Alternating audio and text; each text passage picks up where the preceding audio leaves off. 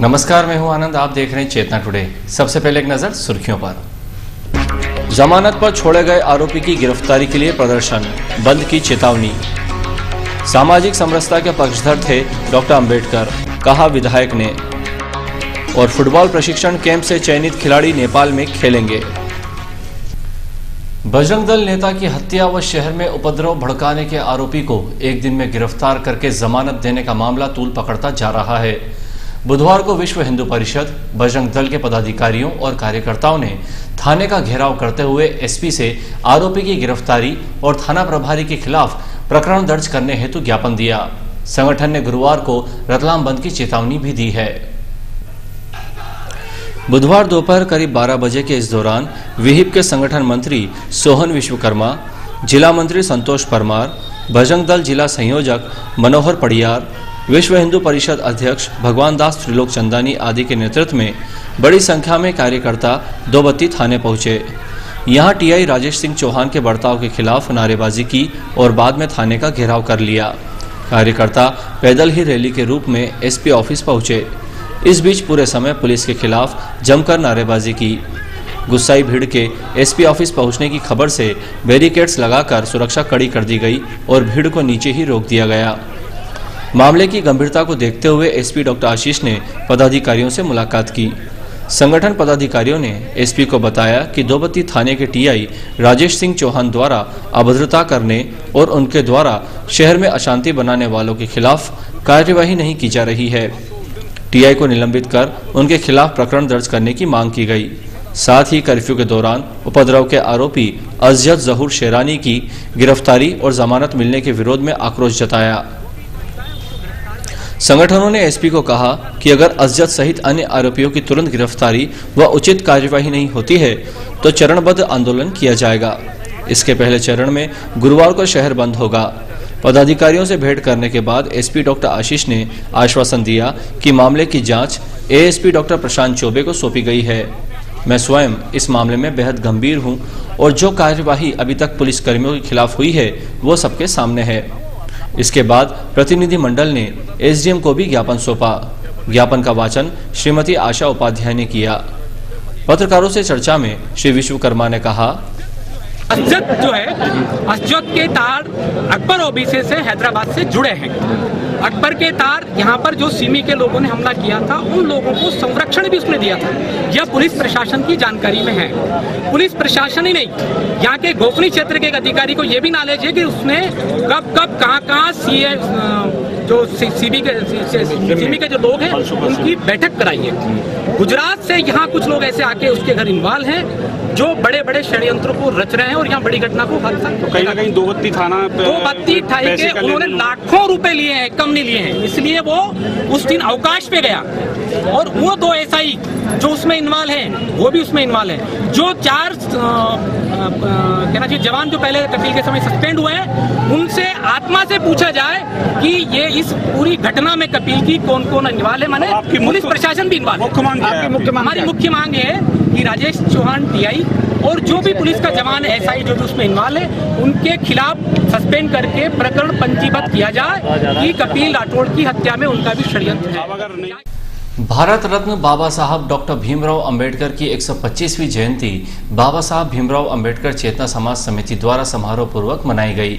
समारोह के मुख्य अतिथि विधायक चैतन्य काश्यप, अध्यक्षता सांसद दिलीप सिंह भुरिया ने की।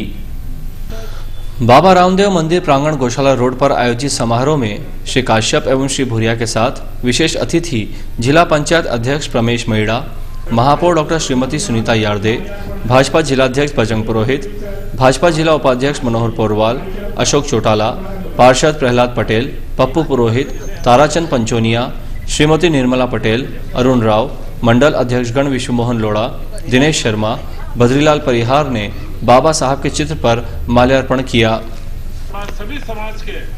श्री काश्यप ने कहा कि बाबा साहब सामाजिक समरसता के पक्षधर थे। उन्होंने समाज से वर्ग विभेद को दूर करने के लिए अपना दूरदृष्टि चिंतन संविधान के माध्यम से प्रस्तुत किया था। लेकिन आजादी के बाद से कांग्रेस की सरकारों ने दलित वर्ग को कभी भी समाज की मुख्य धारा से जोड़ने का प्रयास नहीं किया। उन्होंने कहा कि भाजपा सामाजिक सद्भाव के साथ विकास कार्य करती है। प्रधानमंत्री नरेंद्र मोदी की सरकार जिस स्थान पर नई दिल्ली में बाबा साहब ने अंतिम सांस ली थी, वहां भव्य स्मारक निर्मित करेगी। मुख्यमंत्री ने जन्मस्थली महू में शोध संस्थान को विश्वविद्यालय के रूप में विकसित करने की घोषणा से सामाजिक समरसता को नई ऊर्जा मिली है। श्री भूरिया ने कहा कि बाबा साहब के नाम पर एक विश्वविद्यालय शिवराज सरकार महू में खोलने जा रही है, जिससे देश में नई जागृति आएगी। हम सभी को मिलकर बाबा साहब के आदर्शों का पालन कर सामाजिक समरसता का माहौल बनाना चाहिए। महापौर डॉक्टर यार्दे ने कहा कि डॉक्टर अंबेडकर ने समाज के दलित वर्ग के अधिकारों की सुरक्षा के साथ महिलाओं को सामाजिक और आर्थिक दृष्टि से संपन्न बनाने के लिए अपना चिंतन रखा था। श्री मैडा ने विश्वास दिलाया कि जिला पंचायत के माध्यम से हम बाबा साहब के स्वप्न को विकास कार्यों के रूप में साकार करेंगे। जिलाध्यक्ष श्री पुरोहित ने भी विचार रखे। समिति अध्यक्ष मधु पटेल ने अतिथि स्वागत एवं उद्बोधन दिया। अमृतसागर कॉलोनी स्थित MIG फ्लैट क्रमांक 47 पर अनाधिकृत रूप से किए गए कब्जे को निगम विकास शाखा के कर्मचारियों द्वारा मुक्त करवाकर निगम के आधिपत्य में लिया गया। निगम आयुक्त सोमनाथ झारिया ने बताया कि निगम स्वामित्व की दुकानें, फ्लैट, मकान आदि पर अवैध कब्जे होने की शिकायतें प्राप्त हो रही थी। प्राप्त शिकायतों के तहत उक्त फ्लैट से अनाधिकृत कब्जा हटवाया गया तथा आगामी दिनों में कतिपय व्यक्तियों द्वारा निगम संपत्ति पर किए गए अवैध कब्जों को हटाया जाएगा। ऐसे ही कार्यवाही जल्द राजीव गांधी सिविक सेंटर में आरंभ किए जाने के संकेत मिले हैं। मुख्य डाकघर में कैश काउंटर पर कर्मचारियों के 11:15 बजे तक भी नहीं पहुंचने पर ग्राहकों ने प्रदर्शन करते हुए आपत्ति दर्ज करवाई। उनका आरोप था कि इस संबंध में जब डाकघर अधिकारी से चर्चा की गई तो वे कोई संतोषप्रद जवाब नहीं दे पाए। सेलाना बस स्टैंड पर मुख्य डाकघर के खुलने का समय प्रातः 10 बजे है, लेकिन बुधवार को कैश काउंटर पर 11:15 बजे तक भी संबंधित कर्मचारी नहीं पहुंचे थे। करीब 10 बजे से कतार में खड़े ग्राहकों का धैर्य जवाब दे गया और उन्होंने मीडिया को सूचना दी। मीडियाकर्मी जब यहां पहुंचे तो देखा कि दोनों ही काउंटर खाली पड़े हैं। कोई भी जिम्मेदार कर्मचारी यहां मौजूद नहीं है। ग्राहकों ने बताया कि हम सुबह 10 बजे से कतार में खड़े हैं, लेकिन कर्मचारी का कोई पता नहीं है। इस संबंध में वरिष्ठ अधिकारियों का कहना है कि आते ही होंगे, जबकि कार्यालय खुलने का समय 10 बजे है। करीब 11 बजे कर्मचारी पहुंचे और कार्य शुरू हो पाया। स्टूडेंट ओलंपिक एसोसिएशन द्वारा शहर में 5 दिवसीय अखिल भारतीय फुटबॉल प्रशिक्षण शिविर रेलवे खेल मैदान पर चल रहा है। खिलाड़ियों में से चयनित साउथ एशिया खेल स्पर्धा नेपाल में हिस्सा लेंगे। बुधवार से आरंभ हुए प्रशिक्षण शिविर में देश के विभिन्न प्रांतों से कोई 30 चुनिंदा फुटबॉल खिलाड़ी हिस्सा लेने पहुंचे हैं। 18 अप्रैल तक चलने वाले शिविर में देश के प्रशिक्षक खिलाड़ियों को प्रशिक्षण देंगे। केरल, महाराष्ट्र, गुजरात, मध्य प्रदेश, दिल्ली सहित अन्य प्रांतों के खिलाड़ी यहां पहुंचे हैं। खिलाड़ियों से विधायक महेंद्र हार्डिया, मथुरालाल डामर आदि ने परिचय प्राप्त किया। मीडिया प्रभारी प्रफुल्ल सोलंकी ने बताया कि चयनित खिलाड़ी भारतीय टीम में शामिल होकर नेपाल जाएंगे। अंत में एक नजर फिर से सुर्खियों पर। जमानत पर छोड़े गए आरोपी की गिरफ्तारी के लिए प्रदर्शन, बंद की चेतावनी। सामाजिक समरसता के पक्षधर थे डॉक्टर अंबेडकर, कहा विधायक ने। और फुटबॉल प्रशिक्षण कैंप से चयनित खिलाड़ी नेपाल में खेलेंगे।